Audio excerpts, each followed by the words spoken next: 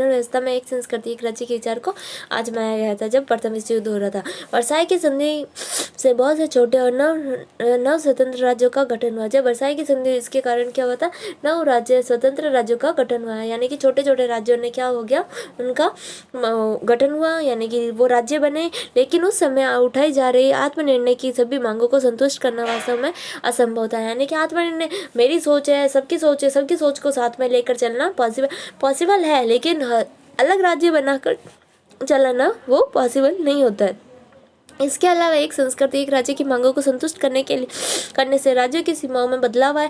इससे सीमाओं के एक और दूसरी और बहुत बड़ी जनसंख्या का विस्थापन हुआ। इसके परिणाम स्वरूप लाखों लोग अपने घरों से उजड़ गए और उस जगह से उन्हें बाहर धकेल दिया जहाँ पीढ़ियों से उनका घर था, यानी कि उन्हें जहाँ पर वो रहते थे उस स्थान से हटाकर उन्हें वहाँ भेज दिया जहाँ उनकी पीढ़ियाँ रहती थी, जहाँ बहुत सारे सांप्रदायिक हिंसा के भी शिकार हुए। सांप्रदायिक हिंसा यानी कि हिंदू मुसलमान सिख ईसाई, ये जो सांप्रदायिक दंगे होते हैं, ये मैं हिंदू हूँ तू मुसलमान है, या तू मुसलमान है मैं हिंदू, ऐसे हर प्रांतों में छोटे मोटे दंगे होते रहते हैं सांप्रदायिकता को लेकर।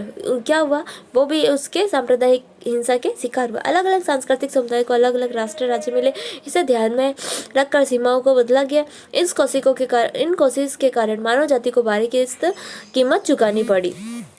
इस प्रयास के बावजूद यह सुनिश्चित करना संभव नहीं हो सका कि नवगठित राज्यों में केवल एक ही नस्ल के लोग रहे, यानी कि जो नए राज्य बन रहे हैं उसमें एक ही नस्ल के लोग, यानी कि जैसे हिंदू है तो हिंदू ही रहेगा या मुस्लिम है तो मुस्लिम ही रहेगा। वास्तव में अधिकतर राज्यों की सीमाओं के अंदर एक से अधिक नस्ल और संस्कृति के लोग रहते थे।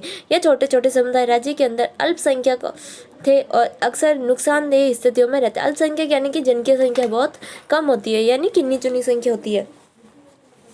ये छोटे समुदाय राज्य और इस विकास का सकारात्मक पहलू यह था कि उन बहुत सारे राष्ट्रवादी समूहों को राजनीतिक मान्यता प्रदान की गई जो स्वयं को अलग राष्ट्र के रूप में देखते थे और अपने भविष्य को तय करने तथा अपना शासन स्वयं चलाना चाहते थे। लेकिन राज्यों के भीतर अल्पसंख्यक समुदायों की समस्या जो कि त्यों बनी हुई थी, यानी कि अल्पसंख्यक समुदायों की जो समस्या थी, अल्पसंख्यक मैंने बता ही दिया जिनकी संख्या गिनी चुनी होती है, यानी कि एक छोटे लेवल में होते हैं। जब एशिया अफ्रीका औपनिवेशिक प्रभुत्व के खिलाफ संघर्ष कर रहे थे तब राष्ट्रीय मुक्ति आंदोलन के राष्ट्रीय आत्मनिर्णय के अधिकार की घोषणा भी की गई थी।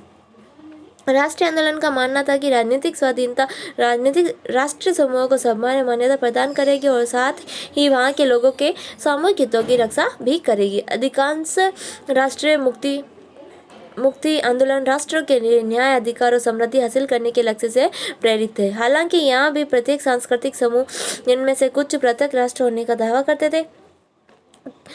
थे के लिए राजनीतिक स्वाधीनता और राज्य सत्ता सुनिश्चित करना लगभग असंभव साबित हुआ। इस क्षेत्र के अनेक देश आबादी के देशांतरण, सीमाओं पर युद्ध और हिंसा की चपेट में आते रहे। इस प्रकार हम उन राष्ट्र राज्यों को विरोधाभासी स्थिति में पाते हैं जिन्होंने संघर्षों की बदौलत स्वाधीनता प्राप्त की थी, यानी कि स्वाधीनता यानी कि आज़ादी। लेकिन अब